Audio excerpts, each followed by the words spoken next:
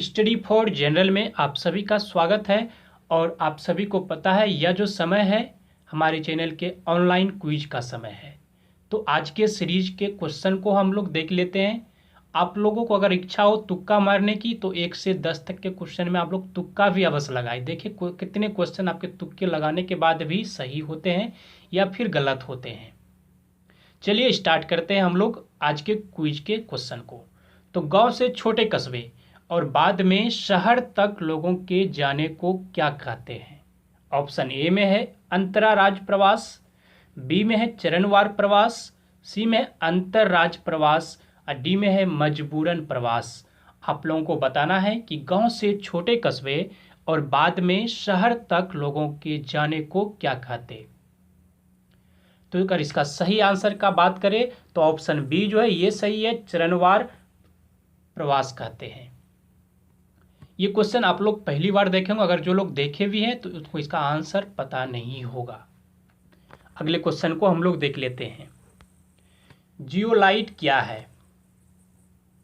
Option A में है hydrated ferric oxide, B में है हाइड्रेटेड सोडियम एल्यूमिनियम सिलिकेट, सी में है सोडियम हेक्सामेटा फॉस्फेट और डी में है सोडियम टेट्राबोरेट।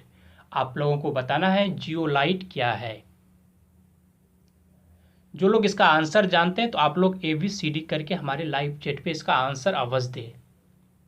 आप लोग तुक्का भी लगा सकते हैं। तो इसका सही आंसर हो जाएगा option B, hydrated sodium aluminium silicate. अगले प्रश्न को हम लोग देखते हैं। A thing of beauty is a joy forever किसकी रचना है? ए में है विलियम वर्ड्सवर्थ, बी में है जॉन कीट्स, सी में है चार्ल्स डिकेंस और डी में है जोनाथन स्विफ्ट। आप लोगों को बताना है कि ए thing of beauty is a joy forever किसकी रचना है।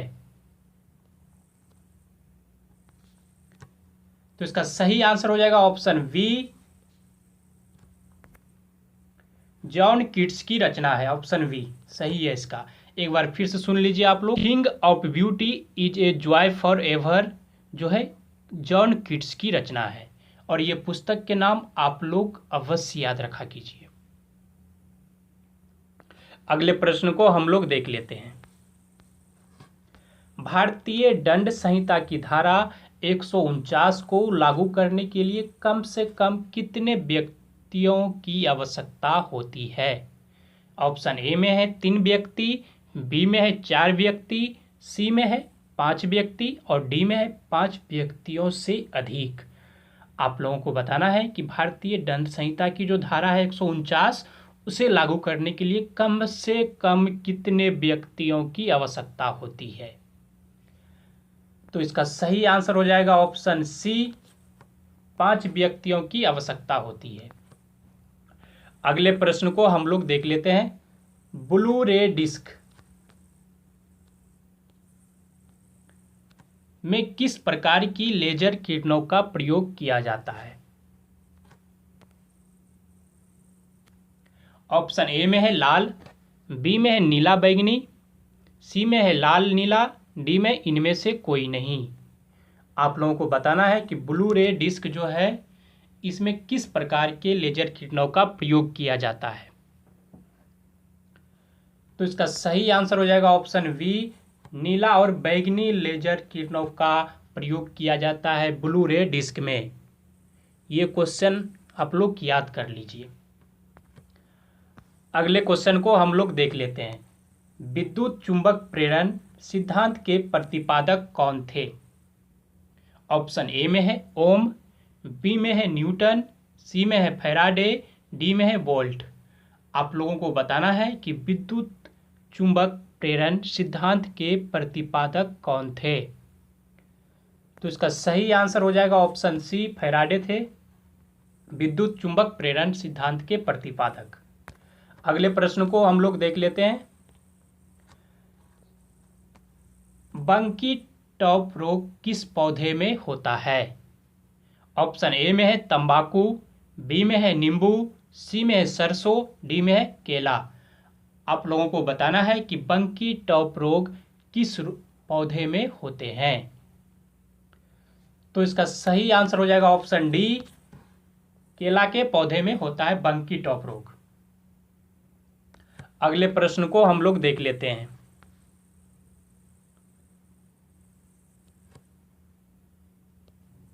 पारंपरिक तौर पर किसे इलियड का लेखक माना जाता है? ऑप्शन ए में है होमर, बी में है दांते, सी में है सोफोकल्स, डी में है वर्जिल। आप लोगों को बताना है कि पारंपरिक तौर पर किसे इलियड का लेखक माना जाता है।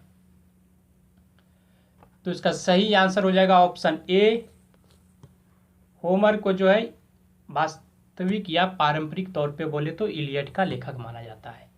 ये क्वेश्चन अच्छा है, आप लोग इसे अवश्य याद कीजिए। अगले प्रश्न को हम लोग देख लेते हैं।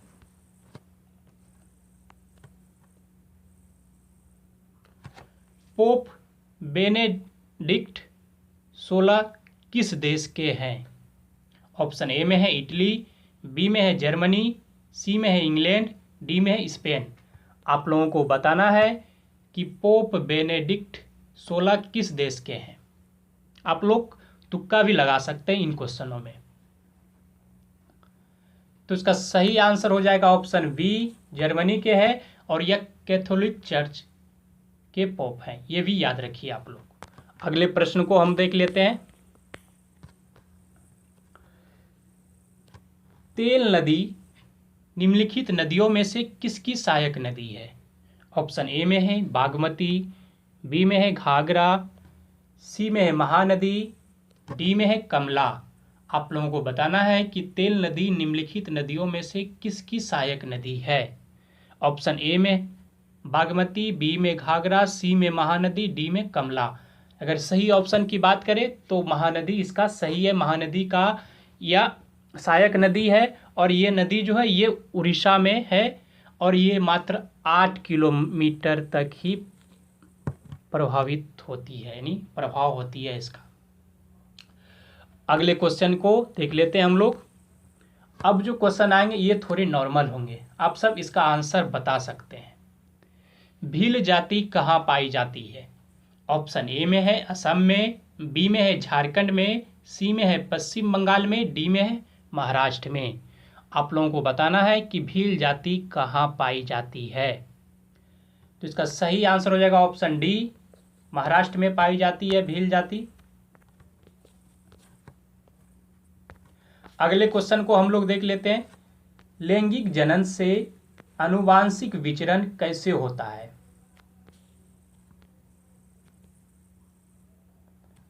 ऑप्शन ए में है जीन के सम्मिश्रण, बी में है क्रोमोसोम में बदलाव से, सी में है जीन के मिश्रण से, या फिर डी में जो है उपर्युक्त सभी। आप लोगों को बताना है कि लैंगिक जनन से आनुवांशिक विचरण कैसे होता है। तो इसका सही आंसर हो जाएगा ऑप्शन डी, उपर्युक्त सभी सही है। अगले प्रश्न को हम लोग देख लेते हैं। निम्न में से किस स्टेशन को पहले विक्टोरिया टर्मिनस के नाम से जाना जाता था? ऑप्शन ए में है छत्रपति शिवाजी टर्मिनस, बी में है चर्च गेट टर्मिनस, सी में है मुंबई सेंट्रल और डी में है लोकमान्य तिलक टर्मिनस। आप लोग बताइए कि निम्न में से किस स्टेशन को पहले विक्टोरिया टर्मिनस के नाम से जाना जाता था? तो इसका सही आंसर हो जाएगा option A, Chhatrapati Shivaji terminus को पहले विक्टोरिया टर्मिनस के नाम से जाना जाता था। अगले प्रश्न को हम लोग देख लेते हैं। राष्ट्रीय विकास परिषद की स्थापना कब की गई? ऑप्शन ए में है 1950 ईस्वी में, बी में है 1952 ईस्वी में, सी में है 1962 ईस्वी में, डी में है 1972 ईस्वी में। आप लोगों को बताना है कि राष्ट्रीय विकास परिषद की स्थापना कब की गई। तो इसका सही आंसर हो जाएगा ऑप्शन बी, 1952 ईस्वी में की गई थी। अगले प्रश्न को देखते हैं। गरीबी हटाओ का नारा सर्वप्रथम किस पंचवर्षीय योजना के दौरान दिया गया? ऑप्शन ए में है तीसरी, बी में है चौथी, सी में है 5वीं, डी में है 7वीं। तो इसका सही आंसर हो जाएगा ऑप्शन बी, चौथी पंचवर्षीय योजना के दौरान गरीबी हटाओ का नारा दिया गया था। अगले प्रश्न को हम लोग देख लेते हैं।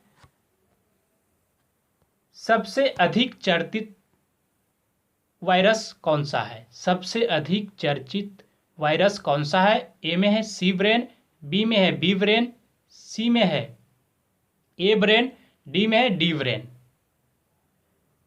इसका आंसर आप लोग दीजिए हमें। सबसे अधिक चर्चित वायरस कौन सा है? तो ऑप्शन ए जो है इसका सही है, सी ब्रेन है सबसे अधिक चर्चित वायरस। अगले प्रश्न को हम देख लेते हैं हम लोग, और ये लास्ट है। चंद्रगुप्त मौर्य की सेंड्रोकोटस के रूप में पहचान किसने की? ए में है स्मिथ, बी में है विलियम जोन्स, सी में है जॉन फिलिप, डी में है जेम्स प्रिंसेप। तो इसका सही आंसर हो जाएगा ऑप्शन बी, विलियम जोन्स। उम्मीद है कि आप लोग 1 से 10 तक में बहुत कम आंसर जानते होंगे, लेकिन 10 के बाद ये नॉर्मल क्वेश्चन, इसके सारे आंसर आप लोग जानते होंगे। और आप लोगों से एक ही सुझाव है हमारा कि आप लोग घर के अंदर रहिए, सुरक्षित रहिए, अपने परिवार को सुरक्षित रखिए। और हाँ, जाते जाते आप लोग हमारे वीडियो पे लाइक करके जाइएगा, और इसे हर रोज़ आप लोग अपने व्हाट्सएप ग्रुप में, फेसबुक ग्रुप में शेयर अवश्य कर दीजिएगा। धन्यवाद। जय हिंद।